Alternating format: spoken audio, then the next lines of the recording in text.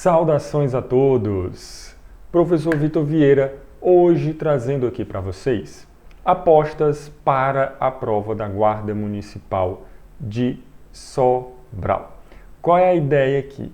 É trazer alguns pontos que podem cair na sua prova, certo? Nessa reta final é importante você prestar atenção em alguns tópicos que são mais relevantes. E eu fiz uma brincadeira aqui. Imaginei aqui alguns pontos, tá?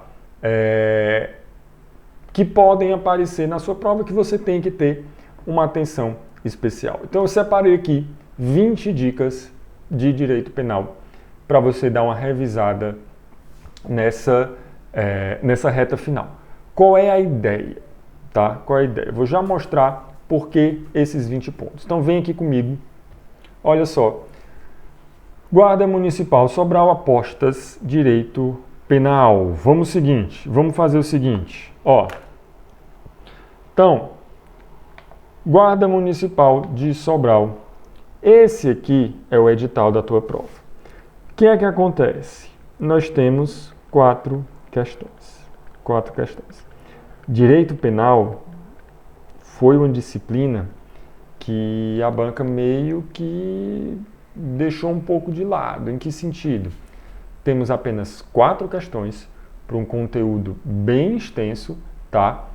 Que vale bem menos do que outras provas, vale bem menos do que outras disciplinas. Por exemplo, se você comparar direito penal com direito administrativo, enquanto o direito penal tem 4 questões, vale 4 pontos, direito administrativo vale 16 pontos, vale 4 vezes mais, porque tem lá 8 questões que vale o dobro, com pontuação dobrada.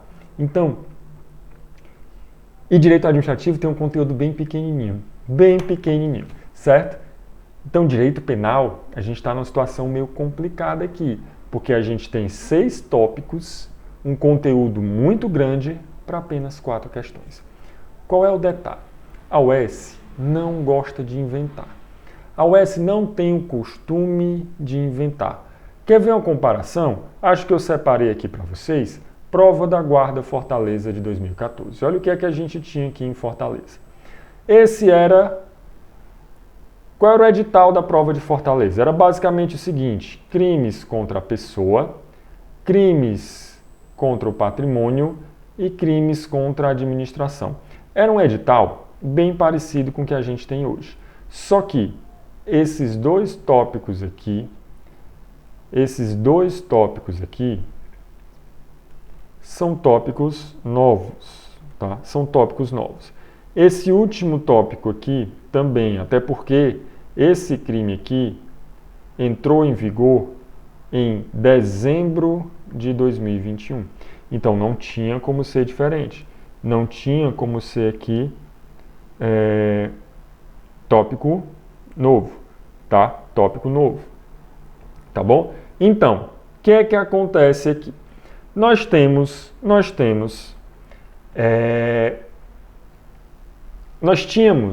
basicamente esses 3 pontos aqui na prova da Guarda Fortaleza, da última prova de Guarda Municipal de Fortaleza. O que foi que a UES fez? Trouxe uma questão de crimes contra a pessoa, uma questão de crimes contra o patrimônio, uma questão de crimes contra a administração pública e a outra ela veio aqui em crimes contra a pessoa e trouxe uma questão de homicídio. Então, foi uma prova que não teve nenhuma surpresa, tá? Então, primeira questão foi sobre crimes contra o patrimônio, aspectos gerais, furto, apropriação, indébita, roubo. Aí veio uma questão só sobre homicídio, uma questão sobre o infanticídio, maus tratos, calúnia e difamação, ou seja, tudo isso aqui dentro do título de crimes contra a pessoa, e uma lá na administração pública trazendo sobre peculato. Então, o que é que a gente tem? A gente tem, portanto, algo muito padrão. Nada fora do normal, tudo dentro ali do planejado, nenhum conteúdo absurdo. A UES não gosta de inventar, não tem esse hábito de inventar. Então, o que foi que eu fiz? Eu separei aqui 20 tópicos com base nesse nosso entendimento, para quê? Para a gente analisar algumas apostas para a sua prova, tá bom? Começando com a parte geral do crime. O que foi que eu separei? Primeiramente, artigo 13, parágrafo 2º. Artigo 13, parágrafo 2º, trata-se da omissão. E aí, eu tenho aqui o dever de agir, ou seja, quando é que a omissão vai ser relevante para fins de direito penal? Quando o agente tiver o dever de agir. Eu tenho duas possibilidades aqui. Primeira possibilidade, crime omissivo próprio. Por exemplo, crime de omissão de socorro. Ele está lá na parte especial dizendo deixar de, ou seja, um crime omissivo próprio. Mas, posso praticar um crime de homicídio por omissão? Claro, desde que exista um dever de agir. Vamos pegar o crime de homicídio como exemplo. Eu tenho como responder de forma omissiva por um homicídio? Sim, desde que eu esteja em uma dessas hipóteses aqui do artigo 13, parágrafo 2º. Que hipóteses são essas? Quando eu tenho por lei obrigação de cuidado, proteção ou vigilância. Então vamos lá. Estou passando aqui, estou num clube, tem uma piscina, vou passando, vejo uma criança se afogando. Se eu simplesmente viro as costas e vou embora, qual é o crime que eu pratico? Omissão de socorro. A não ser que eu tenha alguma relação. Por exemplo, se eu tivesse a obrigação de cuidado, proteção, vigilância, se eu for o pai dessa criança, eu estou praticando um crime de homicídio. Se ela vier a falecer, eu respondo por homicídio, porque eu tenho o dever legal de agir. Outra hipótese, quando de outra forma o agente assume a responsabilidade de impedir o resultado. Se eu sou o salva-vidas do parque, eu posso simplesmente virar a cara para aquela criança? De forma alguma, tá? De forma alguma.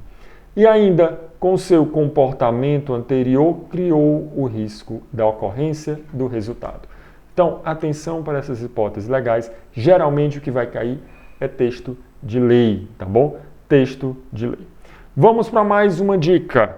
Tentativa. Aqui é uma dica bem padrão, bem básica, bem basicona mesmo assim. Sabe aquela questão que você acha que não cai porque é muito tranquila, mas se cair, você precisa acertar? Pois bem, considera-se o crime tentado quando iniciada a execução. Então, eu posso ter, lembrando, intercrimes eu tenho a fase de cogitação,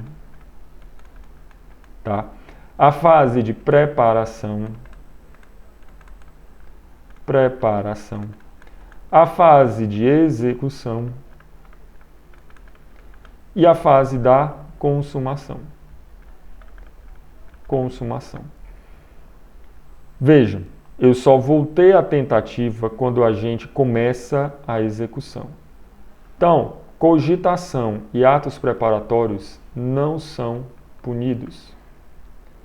Não são punidos. Tá? Iniciada a execução não se consuma por, aqui a palavrinha-chave, circunstâncias alheias à vontade do agente. Circunstâncias alheias à vontade do agente. Então, se por circunstâncias alheias não houver essa consumação, eu tenho aqui a hipótese de tentativa. E qual vai ser a consequência para a tentativa? Essa pena será diminuída de 1 a 2 terços. 1 a 2 terços. Então, guardem essa diminuição de pena. 1 a 2 terços. Isso aqui você precisa saber, tá bom? 1 a 2 terços. Mas olha, então vimos que a tentativa ela está entre a execução e a consumação. Mais uma dica: desistência voluntária, arrependimento eficaz e arrependimento posterior. Estamos ainda dentro do intercrimes no mesmo ponto. Então vem aqui, ó, vamos aqui trazer uma tela em branco para a gente lembrar. Olha só. Então, falando de ter crimes, nós temos a fase de cogitação, nós temos a fase de preparação, nós temos a fase de execução. Execução. Depois da execução vem quem? Consumação. Então, você vai lembrar do seguinte. Execução. Iniciada a execução, eu posso ter a punição por tentativa. Tentativa, qual é a palavrinha-chave da tentativa? Circunstâncias alheias. Quero continuar, mas não deixam. Ou então, pratiquei aquela minha conduta, mas atirei em alguém, mas a pessoa não morreu. Tá? Atirei, a pessoa não morreu. Tá bom? Crime tentado. Consequência penal do crime tentado. Eu tenho uma causa de diminuição de pena. Diminui a pena. De quanto, hein? De 1/3 a 2/3. Beleza? Perfeito. Aí, nós entramos aqui no estudo de outros 2 institutos, que é a desistência voluntária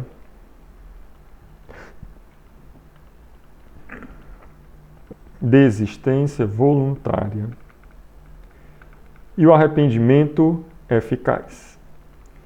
Esses 2 institutos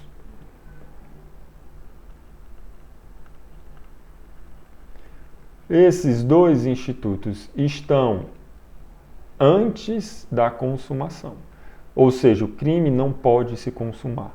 Qual é a consequência jurídica para a desistência voluntária e o arrependimento eficaz? O agente só responde pelos atos praticados. Isso aqui é o que a gente chama de ponte de ouro. Então vamos lá. Olha aqui o nosso artigo 15. O agente que voluntariamente desiste de prosseguir na execução. Desistência voluntária. Ou impede que o resultado se produza. Arrependimento eficaz. Estão no mesmo artigo. Resultado é o mesmo. Tá bom? Resultado é o mesmo. Então, vamos seguinte. Lembre o seguinte. Então, olha só. Vamos dar um exemplo aqui para tentar tratar dos 3 institutos. Imagine que eu esteja com uma arma querendo matar uma pessoa. Eu vou lá e atiro 3 vezes naquela pessoa. Nenhum dos 3 tiros pegou. Eu só tinha 3 balas. Não consegui matar. Mas eu não matei por quê? Circunstâncias alheias à minha vontade. Respondo por qual crime? Respondo por tentativa de homicídio. Situação 2. Estou atirando na pessoa, ainda tenho bala, ainda posso continuar. Só que alguém me impede. Eu quero continuar, mas alguém não deixa. Não consigo matar a pessoa não morre, porque alguém me impediu, alguém tirou a arma da minha mão. Circunstância alheia à minha vontade, tá bom? Circunstância alheia à minha vontade. Nesse caso, o que é que eu vou ter? Nesse caso, eu vou ter aqui tentativa.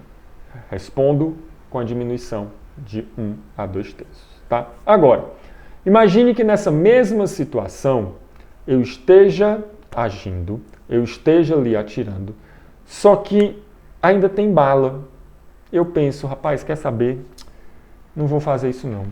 Vou-me embora. Vou matar não. Eu desisto de prosseguir. Eu posso prosseguir, mas eu não quero mais. Eu desisto. Desistência voluntária. Eu respondo pelos atos já praticados. Se eu já acertei a pessoa, causou uma lesão corporal, ela não morreu, respondo pela lesão. Se eu não acertei nenhum tiro, não respondo por nada, tá? Agora, imagine o seguinte, imagine que eu terminei de atirar, depois que eu terminei a pessoa está lá no chão, sofrendo, eu fico com pena, levo para o hospital, consigo salvar a vida da pessoa, ela não morre. Arrependimento eficaz. Veja que nessas hipóteses eu tenho o quê? Eu tenho aqui o resultado não se produz. Por quê? Porque aqui eu estou entre a execução e a consumação. O resultado não se produziu. Agora, quando a gente fala aqui desse outro instituto, que é o arrependimento posterior, o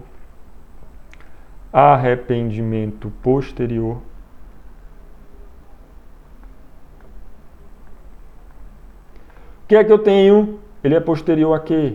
A consumação. Ou seja, o crime foi consumado, mas eu vou ter um benefício. Que benefício é esse? Reduz pena de 1/3 a 2/3. Reduz a pena de 1/3 a 2/3, mas eu tenho requisitos específicos. Primeiro, crime não pode ser cometido com violência ou grave ameaça. Não pode ter um crime com violência ou grave ameaça. Por exemplo, eu posso aplicar o arrependimento posterior no roubo? Não. Principal ponto do arrependimento posterior, eu vou reparar o dano. Até que momento? Recebimento da denúncia. O ato voluntário, qual é a consequência? A mesma da tentativa. Então, basicamente, nós temos o seguinte. O agente repara o dano, eu tenho um arrependimento posterior. De forma voluntária, ele vai lá e repara o dano. Consequência, responde como se fosse uma tentativa. Ele vai responder como se fosse uma tentativa. Professor, por que eu não vou aqui, por exemplo, responder de forma como nos outros? Só responde pelo ato praticado. Porque aqui o meu dano já aconteceu, o crime já foi consumado. Então não confundir, arrependimento posterior é posterior à consumação do crime. Tá bom? Beleza? Mais uma dica rápida. Legítima defesa. Outra dica bem tranquilona, bem básica, porque estamos falando de uma banca que aposta em pontos bem básicos. Então, legítima defesa. Que a legítima defesa, entende-se em legítima defesa quem estiver usando moderadamente dos meios necessários, repele injusta agressão atual ou iminente a direito seu ou de outro. Atentos para esses requisitos e atentos também para o parágrafo único. Por quê?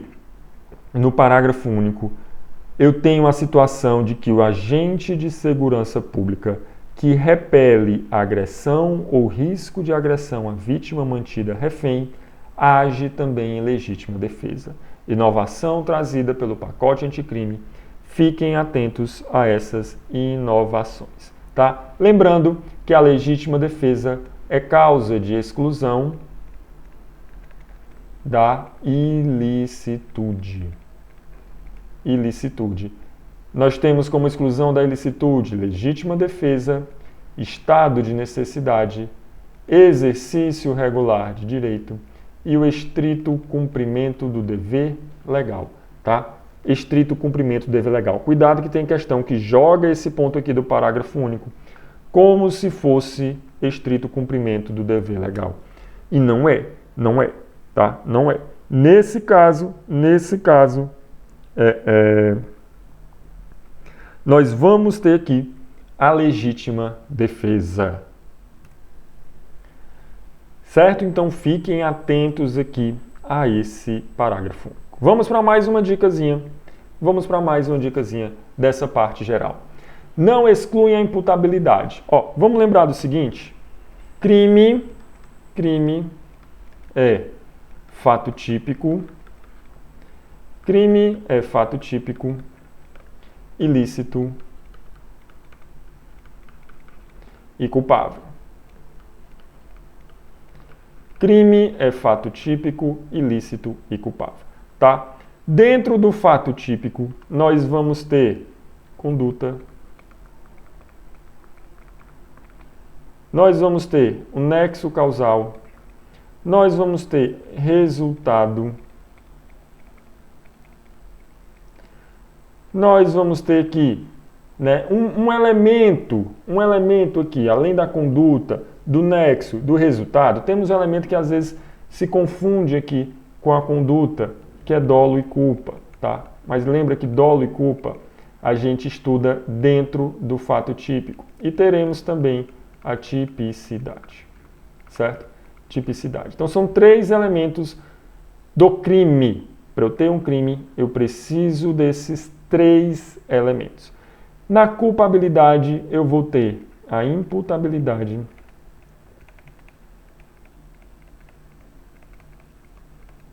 eu vou ter aqui a potencial consciência da ilicitude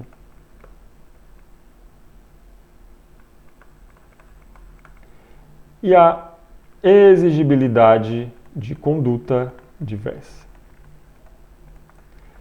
Então esse é o esqueleto do crime. Esse é o esqueleto do crime. Crime é fato típico, ilícito, culpável. Quando a gente fala então de culpabilidade, mais especificamente dentro do elemento imputabilidade, o que é que nós temos?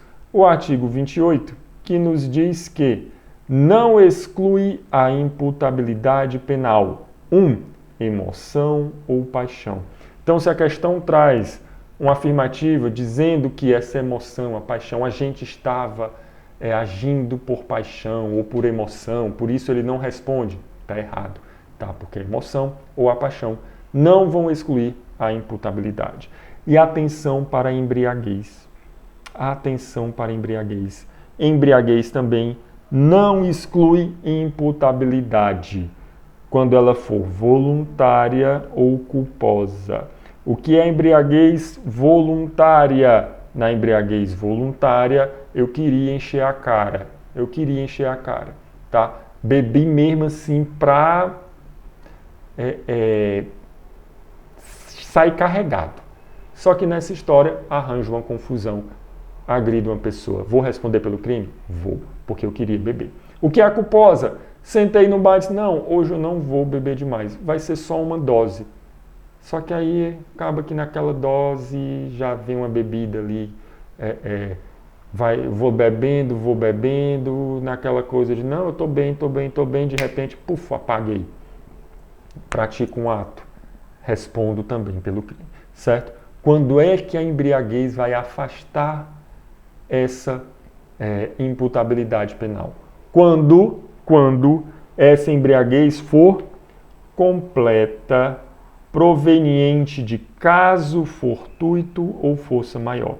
E aí o agente, em decorrência dessa embriaguez, era inteiramente incapaz de entender o caráter ilícito do fato ou determinar-se de acordo com esse entendimento.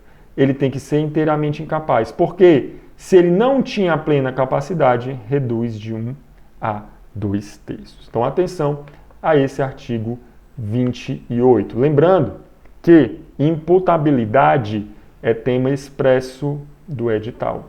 Imputabilidade é tema expresso do edital. Então, imputabilidade entra também a questão do menor de 18 anos, que é inimputável, tá? Menor de 18 anos é inimputável. E aquele que por deficiência mental, tá, não compreende o caráter ilícito do fato, tá? Não compreende o caráter ilícito. Vejam que aqui nós temos